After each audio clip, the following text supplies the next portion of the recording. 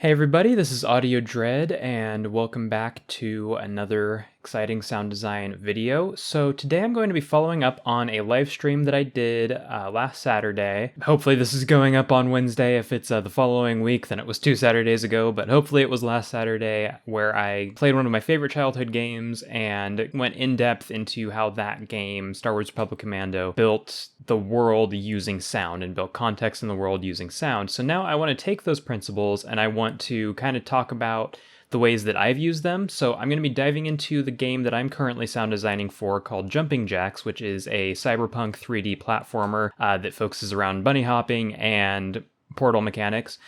And I'm just going to talk a little bit about the ways that I have built context in the world of that game. And there's some interesting things that have happened with that just through the sound alone.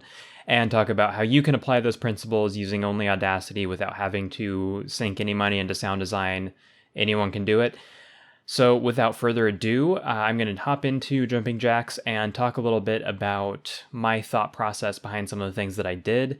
If you want to learn more about just sound designing and world building through sound design in general, make sure to go back and watch the archive of that stream. It's a couple hours long, so there's a lot in it, but it's a fun sort of experience of me just going through a massive nostalgia trip, and we do cover a lot of really good information as well. So let's hop into Jumping Jacks.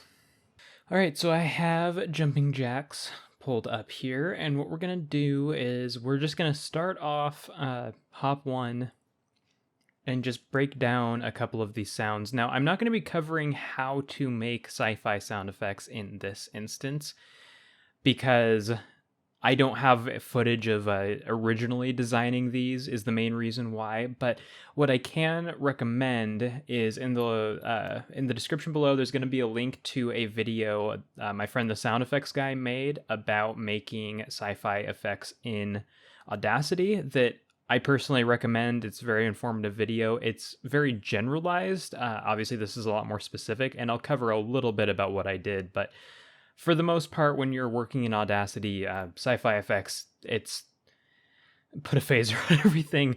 Phaser and vocoder is pretty much just the way to go. All right, so we're just going to do hop one. So that's the first thing that I want to talk about is that spawn sound. And just for the record, the walking and landing sounds, those are kind of just placeholders, so we're not going to be talking about those at all. But let's see, if I recall, yeah, so the death sound or the kind of respawn sound and the initial spawn sound overlap, so we're not going to cover that here too much. But what I want to go over is, once again, this is all about context in the world. So what we have here is we want to make something that makes sense, and a lot of the lore of Jumping Jacks isn't really completely determined, but something really interesting that I'll get into a bit more is that some of the lore was determined by my sounds, which is a really cool thing that you can do with sound as you go. So in the instance of this, the idea is I actually used a 3D printer. I vocoded a 3D printer and then just put some effects on it, some dynamic pitch shifting to give kind of the idea of that you're being printed out right here, because obviously this is very futuristic. It's very, very sci-fi, very cyberpunk. So the idea is you're being printed into the new environment, and we'll go a little more into that later. But another thing, right here we have a collectible that's obviously kind of a holographic bone. So all of this is subject to change in the final pass. This is for the current beta. These are the sounds that I have, but once the final animations, final models, final textures are out, I'll have a lot more context to base my sounds off of. But in the case of this, the idea is essentially it's a holographic bone for your cyber corgi. And so since it's not entirely a physical object or doesn't appear to be, I thought, kind of absorbing it. So that's not correct. So apparently I'm running a version of the game that does not have the updated sound in it. That's like the ding that I made in the very first place. So we'll cover that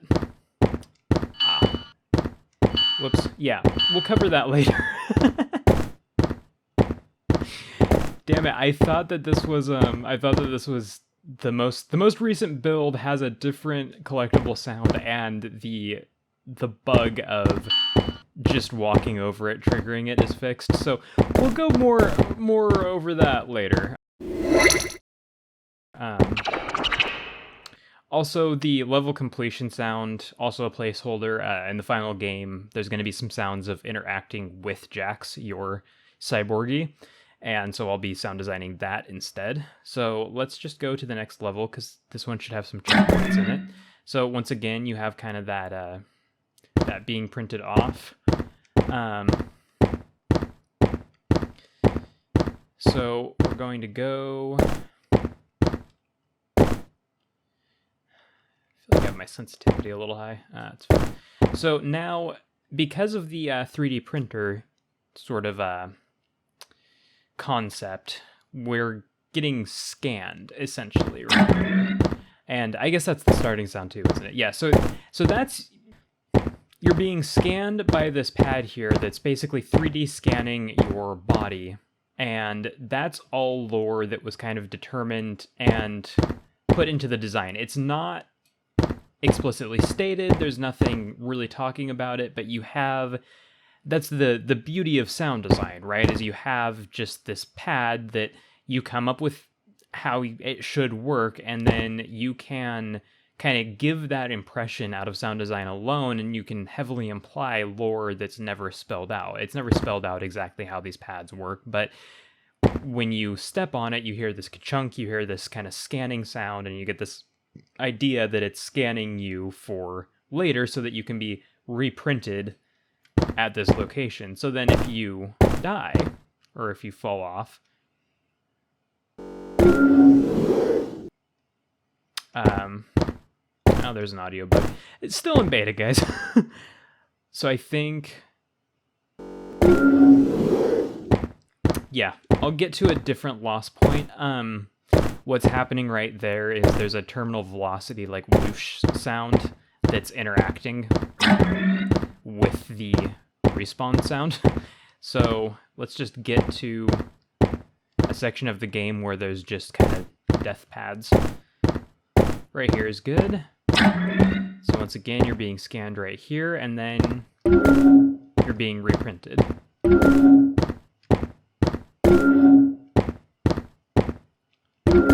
So that's, again, you can kind of just build this lore and this context through just having an idea. You know, I could have just put a sound on this. I could have put any sci-fi sound, and it would have sounded cool, it would have sounded fine, but to be a really effective sound designer, you need to think about the psychology, you need to think about what is between the lines, what's under the surface, and in this case, you can take something and think, well, how can I do world building with this? How can I build lore? How can I build context in the environment?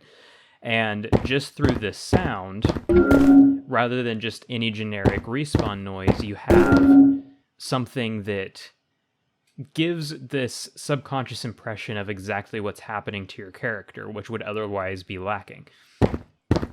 So that's an example of just a way that I have used sound design to build an environment, build lore, build just a concept that isn't explicitly spelled out in the game.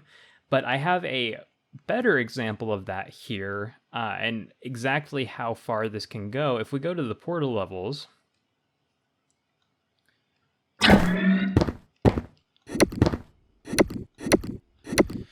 so this is the original portal sound that I made.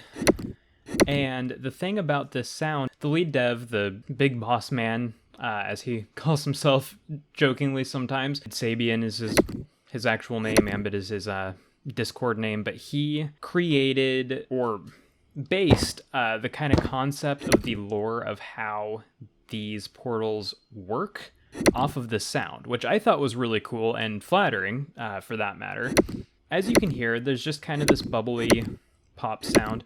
And what I did for this, something that works really well for this sort of sci-fi sound, is glass. So I just took some glass Foley and I put a couple different layers of phaser on it, and a little bit of echo. I don't remember the exact process that I used because it's been quite a while, but this is easily the most satisfying sound that I've created in the game, and it created the concept of how the portals work with this sort of stretchy portal material, which he based purely off of the way that I made them sound, which is an example of how I legitimately built lore in-game unintentionally just by creating this sound. So then, this has been altered a little bit, and it'll be different in the next update. The fade-in is a little harsh, but I now have this concept that's been developed based off of my sound of stretchy portal material, so now I can use that as context for the rest of the portal sounds. Golden rule of sound design: if something's moving, it's making a sound. These don't make sounds, but that'll happen at some point probably. I realized that as I was recording this, I was like, hey, this is moving. But anyway, I made this loop based off of that same concept of you have stretchy portal material, so I have this stretching, bubbling portal material when you get close to the portal. And right now, it's a little loud and it's a little harsh of a fade-in, which has actually been changed. It's just not in the current update.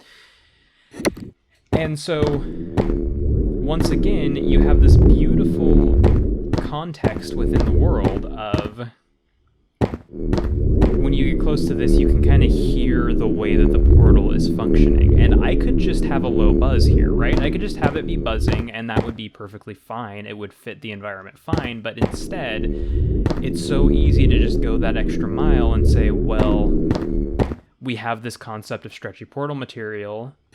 That's what it sounds like when they're placed, so we should have a similar style of sound when you're just near it. And when you go through it, it's the exact same concept.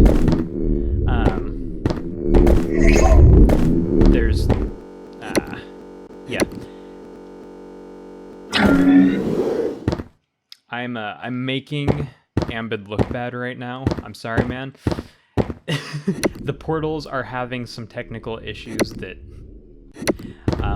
I know for a fact are going to be patched out very soon, but when you go through, you kind of have this feeling of you're being popped out the other side. And the timing on that's a bit off, but that's something that the final pass of the game, I'm actually going to go into Wise and do all the implementation myself. And once I do the final pass of the sounds, I'll document everything, and I'll do a full video series on exactly how this progresses, from Foley to editing to what other samples I use to implementation to processing, everything. I'll show all of that as part of this sort of series, but for the time being, I really just wanted to get in here and show just how much you can build the world and build context as a sound designer. And this was all done with, a lot of this was done with my phone. The Foley recording was done with my phone. A lot of it was public domain sounds, and it was all done in Audacity. So there's no money that had to go into this, and you can really just achieve that same result